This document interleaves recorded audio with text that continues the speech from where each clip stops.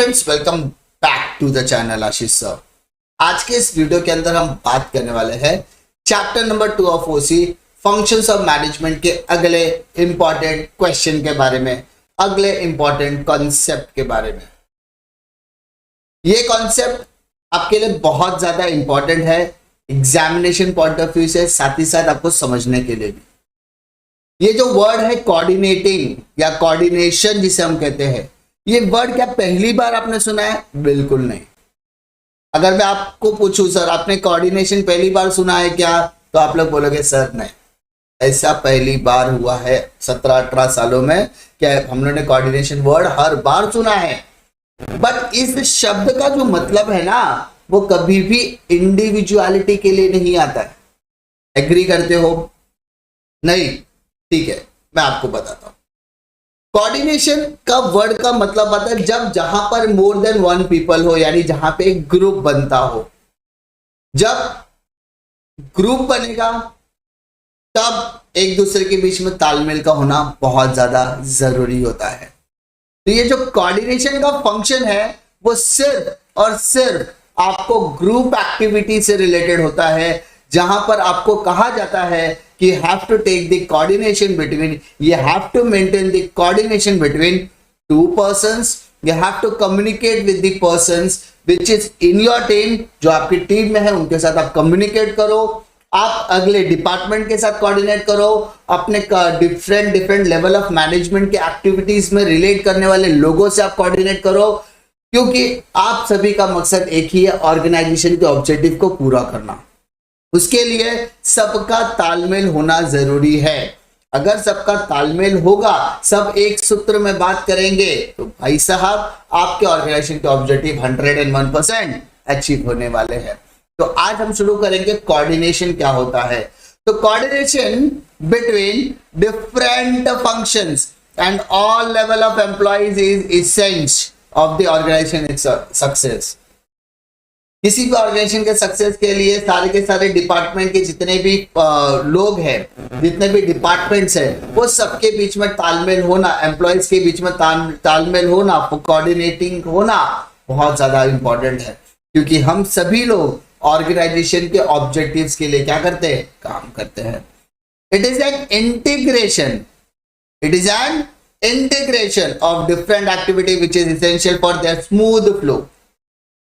ये किसी भी ऑर्गेनाइजेशन के लिए बहुत ही ज्यादा इंपॉर्टेंट इसीलिए क्योंकि किसी भी ऑर्गेनाइजेशन को स्मूथली कंडक्ट करने के लिए आपको उनके बीच में तालमेल बैठाना जरूरी होता है, इंटीग्रेट करना जरूरी होता है, लोगों के साथ कम्युनिकेट करना जरूरी होता है। It establishes harmony among all the activities of an organisation in achieving desired goals. आपके गोल्स को अचीव करने के लिए, आपके ऑर्गेनाइजेशन गोल्स को अचीव करने के लिए, आपके ऑर्गेनाइजेशन ऑब्जेक्टिव को अचीव करने के लिए जब आप सभी लोग मिलजुल कर मेहनत कर रहे हैं, तो आपके बीच में अगर तालमेल बना रहेगा तो आप किसी भी तरीके का वेस्टेज नहीं होगा, कोई भी एफर्ट का डुप्लीकेशन नहीं होगा, और सब मिलजुल कर बेताब तरीके से एक कोऑर्डिनेशन के साथ रहकर डिसिप्लिन मैनर में सभी लोग काम करने वाले हैं, ताकि हमें जो रिजल्ट मिले वो एक डिजायर्ड रिजल्ट होना चाहिए। आई होप आपको बातें समझ में आ रही है। अगर मैं कहूं कि किसी भी क्रिकेट मैच के अंदर 11 के 11 प्लेयर अलग है, लेकिन उनको एक साथ खेलना पड़ रहा है, तो टीम को जिताने के लिए 11 प्लेयर्स का एक साथ बैठना उठना से लेकर बातचीत, कम्युनिकेशन, सारी चीजें क्लियर होना जरूरी है। If the thought process is clear, अगर आपका थॉट प्रोसेस क्लियर होता है, if the communication between two players, if the communication between team is clear, so भाई आपके लोगों के बीच में कोऑर्डिनेशन करना बहुत ज्यादा इजी हो जाता है। In organisation a number of persons are working together to achieve a common goal, यानी ऑर्गेनाइजेशन के अंदर सब लोग मिलकर काम करते हैं और एक ही मकसद के लिए काम करते हैं, ऑर्गेनाइजेशन के ऑब्जेक्टिव को अचीव करने के लिए। Their work is closely linked with the others, उनका काम दूसरों के साथ जुड़ा हुआ होता है। अगर मैं कहूं कि मुझे तो सेल करना है, 5 करोड़ रुपए का सेल करना है, तो सेल के लिए प्रोडक्ट बनाना जरूरी होगा, उस प्रोडक्ट के लिए रॉ मटेरियल का होना जरूरी है, और रॉ मटेरियल के लिए परचेज डिपार्टमेंट का रॉ मटेरियल खरीदना जरूरी है। परचेज डिपार्टमेंट का finance is very very important, क्योंकि जब वो रॉ मटेरियल खरीदता है फाइनेंस यानी पैसे तो देने पड़ेगा, यानी हर एक डिपार्टमेंट को एक दूसरे के साथ मिलजुल कर काम करना पड़ेगा, वरना वरना वरना आप बहुत ज्यादा मुसीबत में आ सकते हैं, क्योंकि हम सब एक दूसरे के लिए बहुत ज्यादा कंधे से कंधा मिलाकर चलेंगे तो ऑर्गेनाइजेशन का ऑब्जेक्टिव कहीं ना कहीं कंप्लीट होने वाला है। अब कंधों से कदम मिलते हैं, सुना है ना, कंधों से कदम।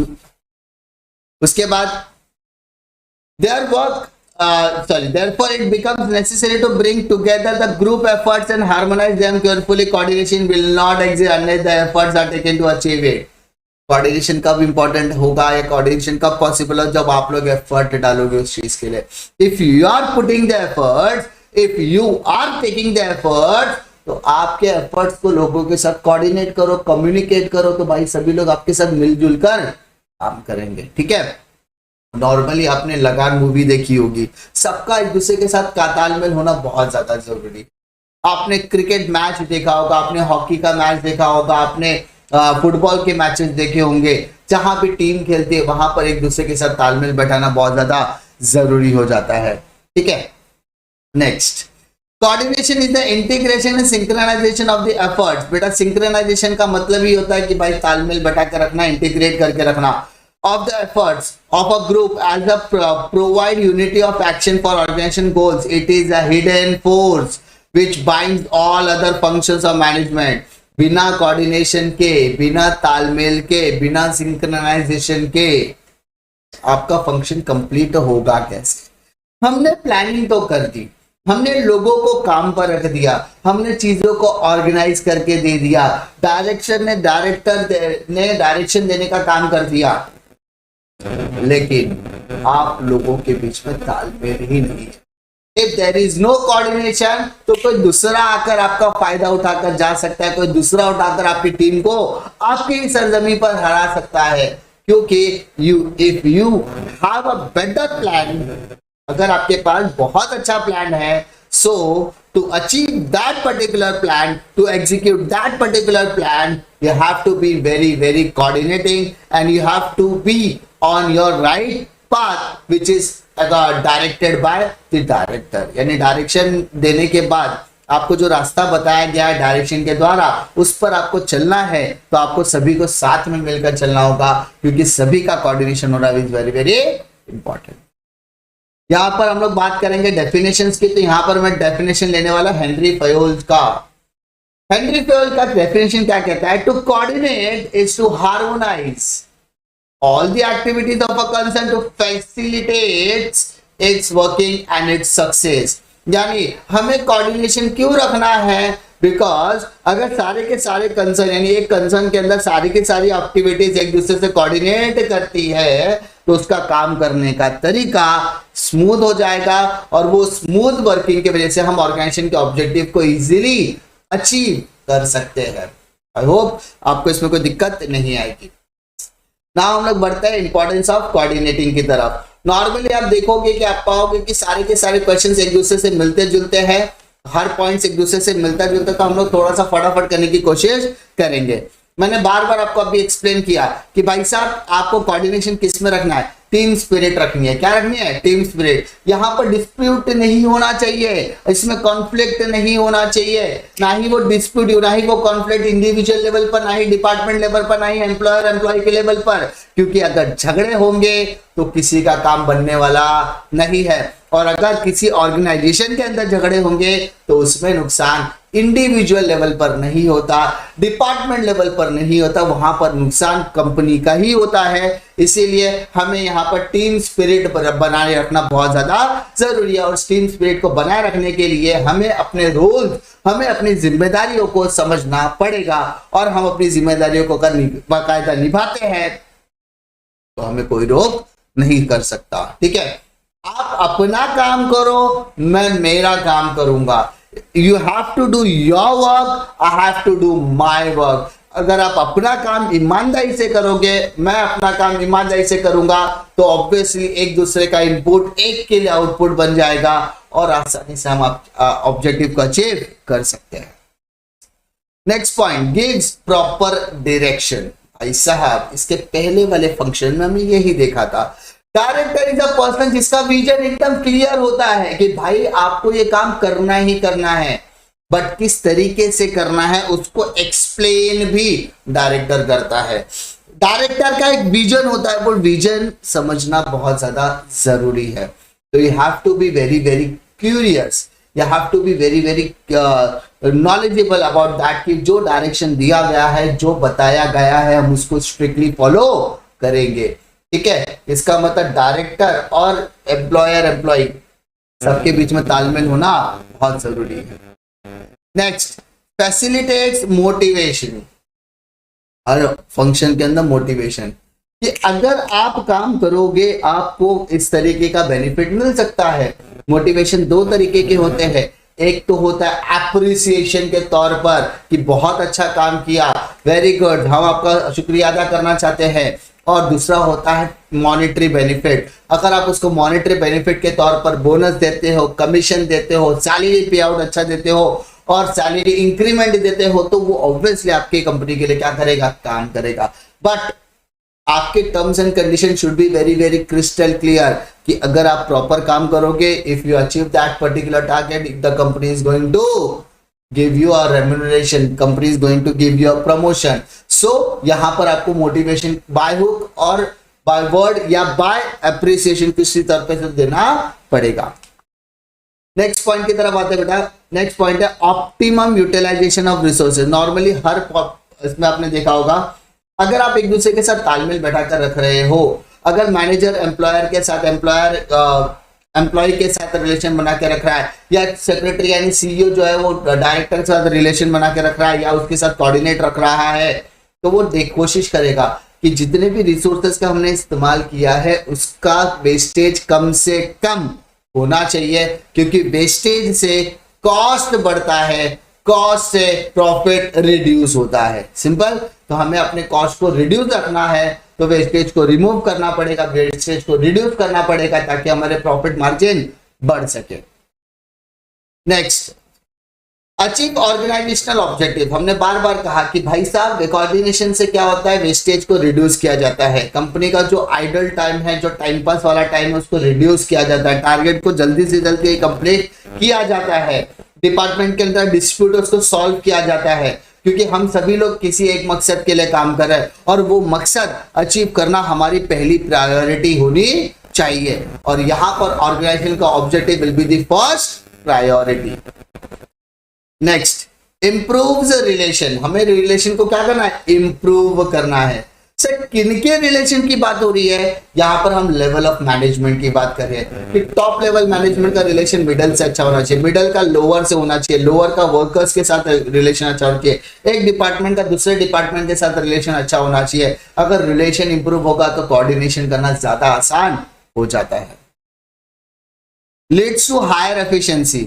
अगर आपके पास एफिशिएंसी आपको बढ़ानी है तो आप रिसोर्सेस का कम यूटिलाइजेशन प्रॉपर करोगे, लोगों के साथ तालमेल प्रॉपर बैठा के रखोगे, तो इसका मतलब है आपका टाइम पर काम कंप्लीट हो रहा है। अगर आपका टाइम पर काम कंप्लीट हो रहा है इसका मतलब you have a higher productivity, you have a chance of getting higher returns. अगर हायर प्रोडक्टिविटी है, हायर प्रॉफिटेबिलिटी है, तो कॉस्ट रिड्यूस होगा, तो इससे एफिशिएंसी आपकी इंक्रीज होने वाली है। तालमेल बैठाना है ना भाई।